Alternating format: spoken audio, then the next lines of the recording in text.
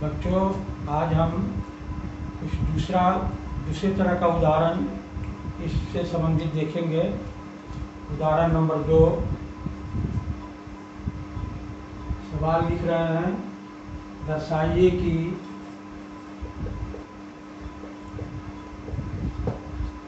प्रत्येक धनात्मक समपूर्णांक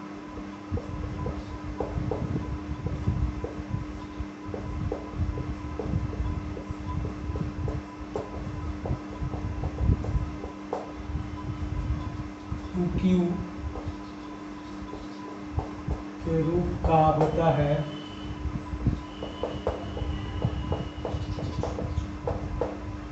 तथा प्रत्येक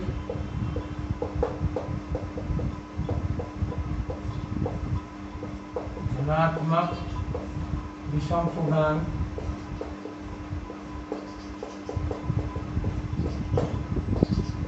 Q प्लस 1 के रूप का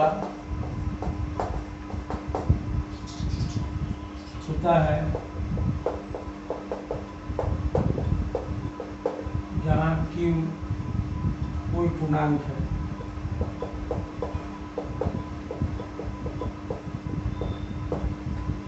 यही प्रश्न है, इसे हम विपरीत विभाजन के द्वारा इसे देखेंगे, इसको हम हल करेंगे। तो सम और विषम संख्या के बारे में पहले से सभी जानते हैं। तो यहाँ पर हम माना कि A कोई धनात्मक पूर्णांक है तथा B बराबर 2 है। यहाँ पहले ही बता चुके हैं, A क्या होता है, भाज्य होता है, B क्या है, भाजक। तो B बराबर 2 हम क्यों लिए, क्योंकि सवाल में देखेंगे कि वहाँ अंक कौन सा दिया हुआ है। तो इस सवाल में 2 दिया हुआ है तो 2 लिए, यदि यहाँ 3 रहेगा तो 3 लेंगे, 4 रहेगा तो 4 लेंगे। इस पर ध्यान रखना है। तो B बराबर 2 है। अब विपरीत विभाजन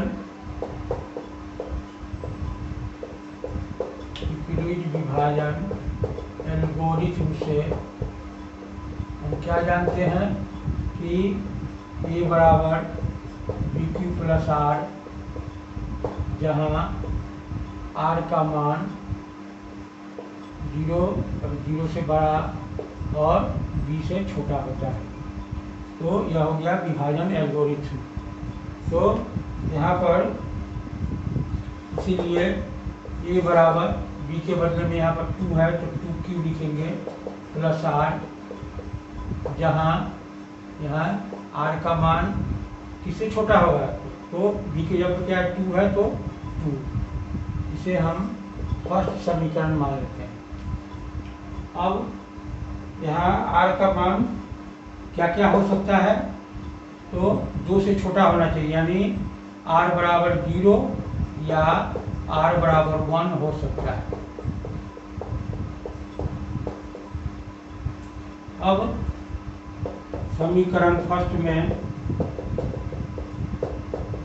R बराबर 0 रखने पर क्या पाएंगे, इसमें यदि हम R बराबर 0 रखेंगे तो A बराबर 2Q प्लस 0, इसीलिए A बराबर 2Q, इसको हम सेकेंड मान लेते हैं। पुनः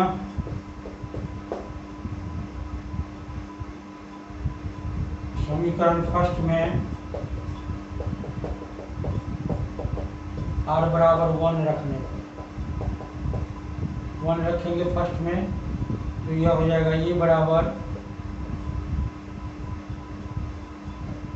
2Q प्लस 1, इसे हम थर्ड मान लेते हैं।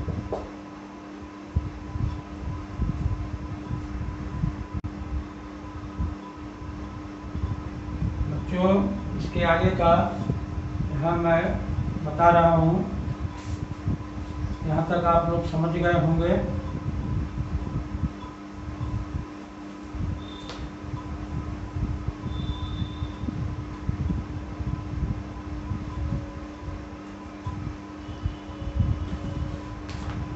अब यहाँ देखिए, इसीलिए समीकरण सेकेंड से हम पाते हैं कि यह 2 से विभाज्य है, 2 से विभाज्य है। इसीलिए a बराबर 2q एक धनात्मक समपूर्णांक है एवं समीकरण थर्ड से हम पाते हैं कि यह एक विषम पूर्णांक है, क्योंकि a बराबर 2q प्लस 1 में q का कोई भी मान रखने पर यह विषम ही प्राप्त होगा।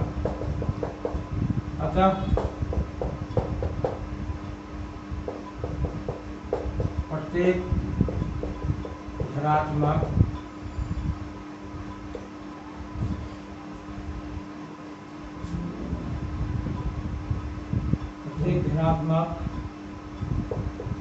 समपूर्णांक q के रूप का होता है एवं प्रत्येक धनात्मक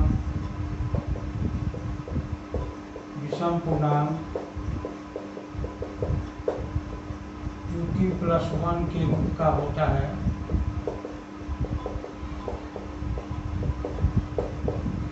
जहाँ q कोई भी पूर्णांक है। इस तरह यह हल हो गया। बच्चों, अब हम उदाहरण 3 का जो सवाल है उसको हम लोग देखेंगे। दिखाइए कि एक धनात्मक विषम पूर्णांक 4q प्लस 1 या 4q प्लस 3 के रूप का होता है, जहाँ q एक पूर्णांक है। अब देखें इसका हल।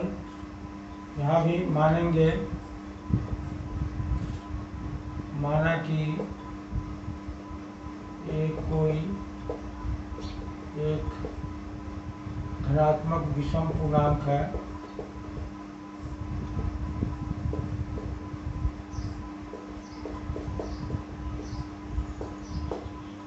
तथा b बराबर 4 है।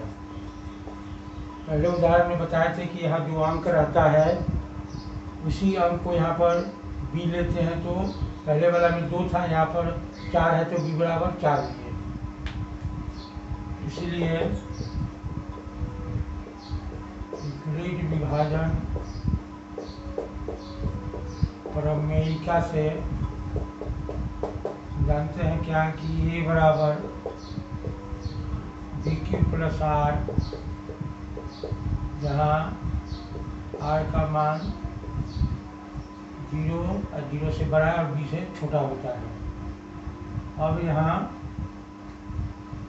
इसीलिए a बराबर b के बदले में रखेंगे 4q प्लस r, जहाँ इस r का मान b से छोटा यानी 4 से छोटा होगा।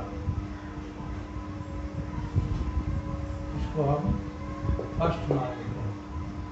तो 4 से छोटा का मतलब क्या होगा कि इसीलिए r बराबर क्या क्या हो सकता है, 0 हो सकता है, 1 हो सकता है, 2 या 3 हो सकता है।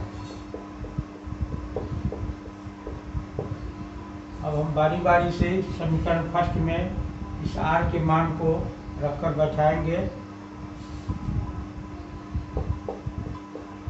समीकरण फर्स्ट में r बराबर 0 रखने पर क्या मिलेगा? a बराबर 4q। इसलिए a बराबर 4q आ गया, इसको हम सेकेंड मानते हैं। समीकरण फर्स्ट में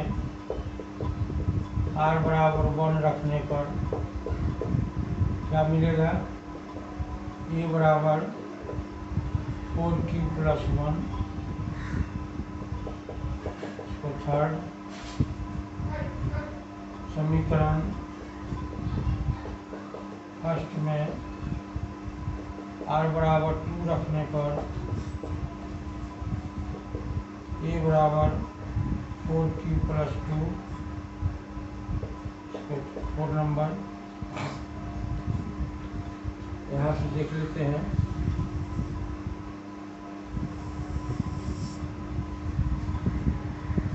एवं समीकरण फर्स्ट में r बराबर 3 रखने पर a बराबर 4q प्लस 3। इसको हम फिफ्थ मान लेते हैं। अब जो भी मान था r का यहाँ पर दे दिए, तो अब चूंकि समीकरण सेकेंड एवं 4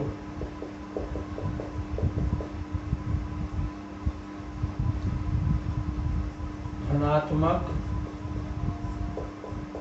सम संख्या है, क्योंकि ये 2 से विभाज्य है एवं समीकरण थर्ड एवं फिफ्थ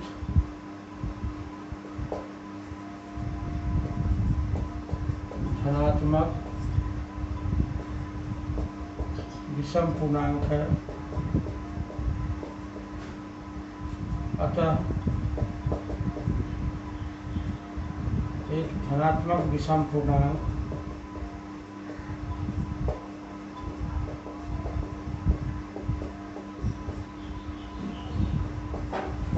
प्लस 1 या 4q प्लस 3 के रूट का होता है। यह हल निकल गया इसका।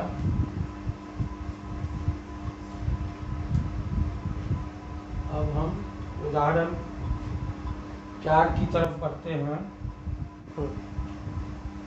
बच्चों, अब उदाहरण 4 हम देखेंगे। यहाँ सवाल है, एक मिठाई विक्रेता के पास 420 काजू की बर्फियाँ और 130 बादाम की बर्फी है। वह इनकी ऐसी ढेरियाँ बनाना चाहती है कि प्रत्येक ढेरी में बर्फियों की संख्या समान रहे तथा ये ढेरियाँ बर्फी की परात में न्यूनतम स्थान घेरे। इस काम के लिए प्रत्येक ढेरी में कितनी बर्फियाँ रखी जा सकती हैं? तो यहाँ हमें HCF ही ज्ञात करना होगा।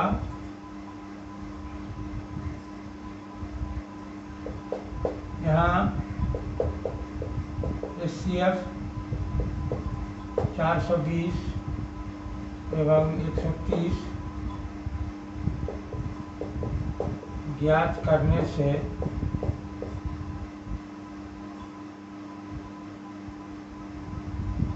न्यूनतम संख्या ज्ञात हो जाएगी।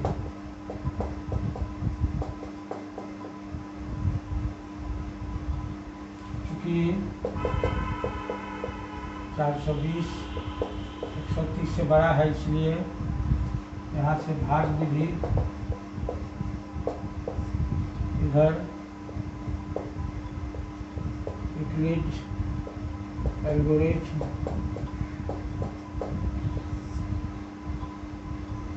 यहाँ भाग देंगे, यहाँ 13 3 बार में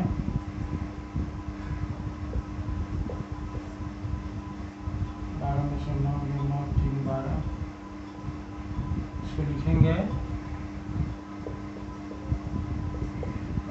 130 गुना 3 प्लस 30 से 130 में 30 का 120 लिखेंगे 130 बराबर 30 गुने 4 प्लस 10, 10 से 30 में से लिखेंगे 30 10 गुने 3 प्लस 0, चूँकि r बराबर 0 इसीलिए HCF 420 130 बराबर यही B10 इसका आंसर। अर्थात ढेरियों की तो प्रत्येक ढेरी में 10 बर्फियाँ रखी जा सकती हैं।